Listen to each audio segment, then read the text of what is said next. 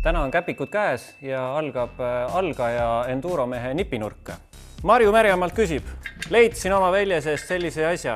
Mis asi see on? Kas ma peaks selle välja viskama, milleks mul on seda tarvis? Tegemist on rehvilukuga. Rehvilukk võimaldab hoida nupulist rehvi madala rõhuga velje küljes kinni, selleks, et agressiivse sõiduga ei läheks siis lohv seest puruks.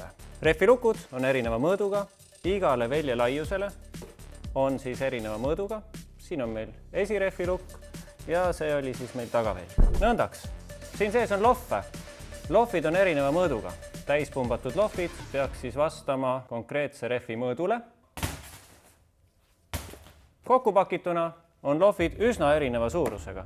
Ülipaks lohve ja standardlohv. Nii et reisile kaasa võttes või siis metsa minnes kaasa võttes mõelge selle peale, kui palju teil on ruumi. Lohvi juurest edasi minnes. Lohv võib katki minna, saada naelatorke ja olete metsas hädas. On olemas selline asi nagu muus, mis ei ole tänava kasutuseks, mis on ette nähtud võistluskasutuseks ja üsna ekstreemne vidin. Tegemist on täiskummiga, mis läheb lohvi asemel velje sisse, maksab tema 100–200 euri, tuleb teda hooldada, 2 korda aastas välja võtta, määrida, sisse tagasi panna.